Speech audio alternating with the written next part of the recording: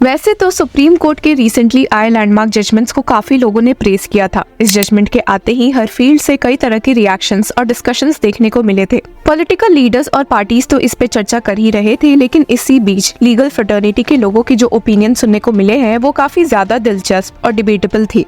आपको बता दूं कि इस डिबेट ने अब और ज्यादा आग इसलिए भी पकड़ ली है क्योंकि सुप्रीम कोर्ट के एक फीमेल जज ने सुप्रीम कोर्ट के इस लैंडमार्क जजमेंट और बुलडोजर जस्टिस जैसे प्रैक्टिस पर अपने विचार पेश किए हैं। सुप्रीम कोर्ट की जज जस्टिस बीवी नागरत्ना ने एक जबरदस्त और सोचने पर मजबूर कर देने वाली स्पीच दी है जो डेमोक्रेसी, कानून और एग्जीक्यूटिव ओवररीच जैसे टॉपिक्स को टच करती है। ये स्पीच उन्होंने justice S Natarajan centenary memorial lecture के दौरान चेन्नई में दी, जिसमें उन्होंने बुलडोजर डिमोलिशंस पर सुप्रीम कोर्ट के एक रीसेंट जजमेंट की तारीफ की है और इसका नॉलेजेबल और क्रिटिकल एनालिसिस दिया। आपकी जानकारी के लिए बता दूं कि अपने स्पीच में उन्होंने एक बात क्लियर कर दी कि अगर किसी व्यक्ति की प्रॉपर्टी बिना किसी जुडिशियल प्रोसेस के तोड़ दी जाए तो ये एक इलीगल और अनकॉन्स्टिट्यूशनल एक्ट है। लेकिन ये बस एक पार्ट है उनकी स्पीच का। इस वीडियो में हम डिटेल में समझेंगे कि उन्होंने क्या कहा, सुप्रीम कोर्ट के बुलडोजर डिमोलिशंस पर क्या नए गाइडलाइंस आए हैं और कैसे ये सब कुछ लोकतंत्र और आम इंसान के फंडामेंटल राइट्स के लिए रेलेवेंट है। साथ ही कुछ रिनाउंड पर्सनालिटीज द्वारा दिए गए इंटरव्यूज भी देखेंगे जहां उन्होंने इस जजमेंट को क्रिटिकली एनालाइज किया है।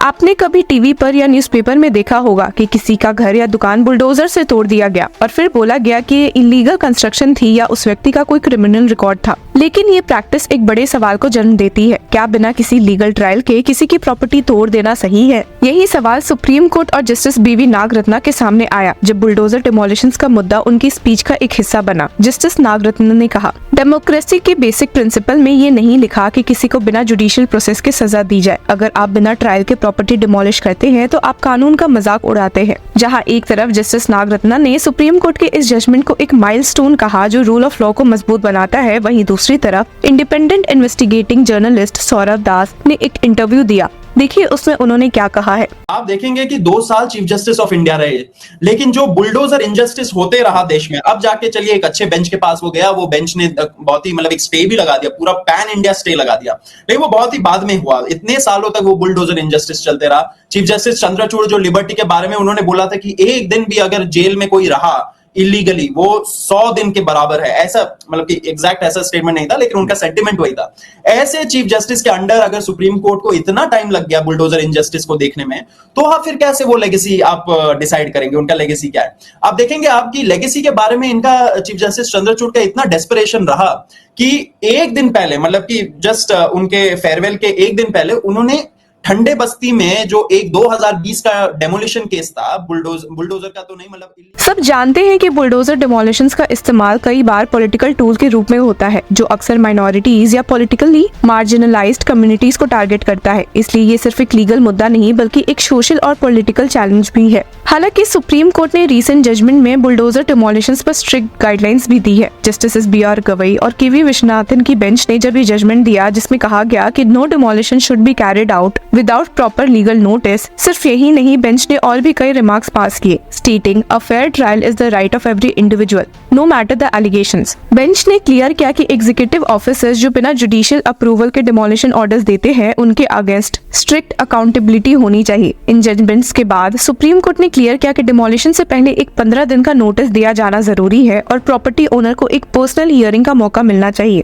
अगर ये प्रोसेस फॉलो नहीं किया गया तो ऑफिशियल्स के अगेंस्ट कंटेम्प्ट प्रोसीडिंग्स हो सकती है। आगे आपको बता दूं कि जस्टिस नागरत्ना की स्पीच भी एक रिफ्लेक्शन थी जुडिशरी और एग्जीक्यूटिव के रोल्स पर। उन्होंने बुलडोजर डिमोलिशंस के कंटेक्स्ट में कहा, this is one stark example of executive excesses in recent years. उन्होंने ये भी हाईलाइट किया कि जुडिशरी का रोल सिर्फ कानून बनाने तक सीमित नहीं है। जुडिशरी का असली रोल है कानून का फेयर इम्प्लीमेंटेशन इंश्योर करना। अगर जुडिशरी अपनी रिस्पॉन्सिबिलिटी नहीं निभाएगी तो डेमोक्रेसी एक मॉबोक्रेसी बन जाएगी। उन्होंने एक और क्रिटिकल पॉइंट उठाया और कहा, officials who carry out demolitions arbitrarily should be made to answer for their actions. Accountability is non-negotiable in a democracy. Bulldozer demolitions के अलावा जस्टिस नागरत्ना ने ट्राइब्यूनल्स पर भी बात की। ट्रिब्यूनल्स का असली मकसद हाई कोर्ट्स का बर्डन कम करना है, लेकिन आज ये सिस्टम एग्जीक्यूटिव कंट्रोल का शिकार है। उन्होंने कहा, tribunals have increasingly become tools for the executive to interfere in judicial functions. This threatens the separation of powers enshrined in our constitution. Justice Nagarathna के के वर्ड्स में, tribunals should not become a rehabilitation mechanism for retired जजेस, they should serve the purpose they were originally intended for. ये बात एक बड़ी debate को जन्म देती है कि क्या ट्रिब्यूनल्स अपने असली ऑब्जेक्टिव्स का अचीव कर पा रहे हैं या नहीं।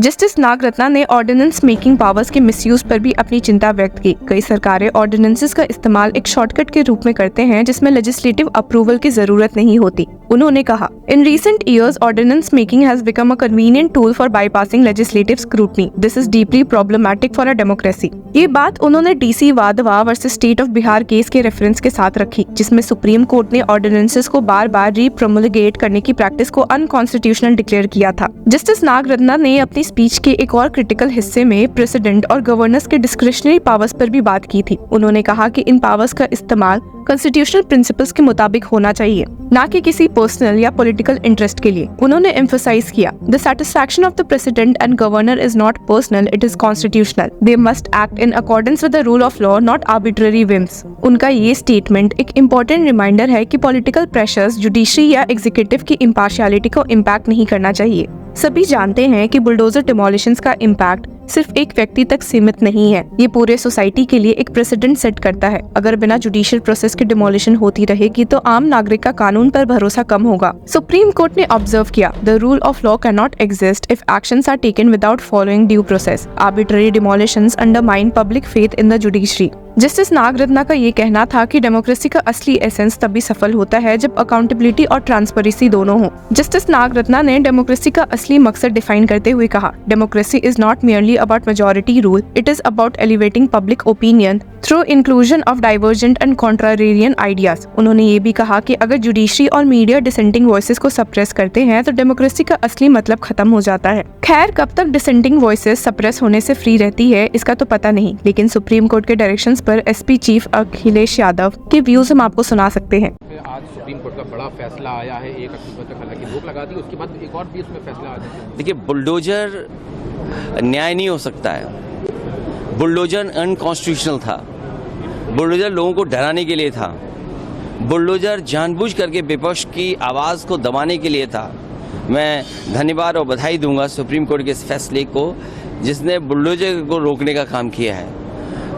मुख्यमंत्री जी और खासकर उत्तर प्रदेश की सरकार और बीजेपी के लोग इस बुलडोजर को इतना महिमा मंडल कर रहे थे कि बुलडोजर ही न्याय हो गया है। और इनके तमाम कार्यक्रमों में, इनकी रैलियों में इस बात को ये इतना बढ़ा चढ़ा करके लेकर के आते थे जिससे लोगों के अंदर भय पैदा कर सकें। अब जब सुप्रीम कोर्ट का फैसला आ गया है, मैं समझता हूँ बुलडोजर रुकेगा और न्यायालय से न्याय मिलेगा। ग्लोरिफिकेशन के ऊपर भी कि इसको ग्लोरीफाई जिस तरह से किया जाता था, ये तरीका था भारतीय जनता पार्टी का लोगों को डराने के लिए। उन्होंने न्याय के लिए बुलडोजर बना दिया था।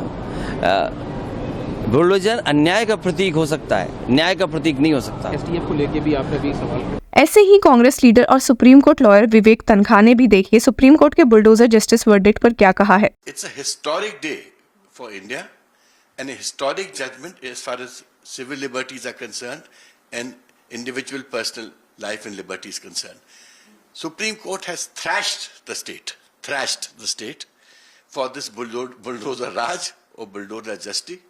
The way state governments were behaving with utmost arrogance, and it looked very uneducated.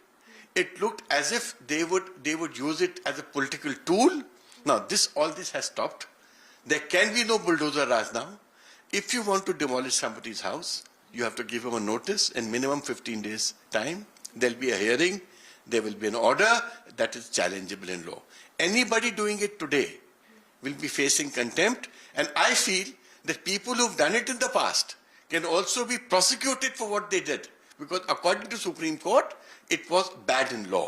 So the Supreme Court has also opened the gates for prosecution of all those people who committed such illegality in the past, be it any state in India. Supreme court के नए guidelines और उनके critical analysis ने judiciary के role को एक नया perspective में रखा है। लोकतंत्र तभी मजबूत होगा जब जुडिशरी, एग्जीक्यूटिव और लेजिस्लेचर अपने डिफाइंड रोल्स को निभाए और अकाउंटेबिलिटी को प्रायोरिटी देंगे। आज जरूरत है कि हर सिटीजन इन स्पीचेस और जजमेंट्स को समझे और अपने राइट्स के लिए अवेयर रहे, क्योंकि डेमोक्रेसी के असली रक्षक आखिर आम लोग ही है। इस केस में अपने व्यूज हमारे साथ जरूर शेयर करें। Until then, keep following law चक्रा।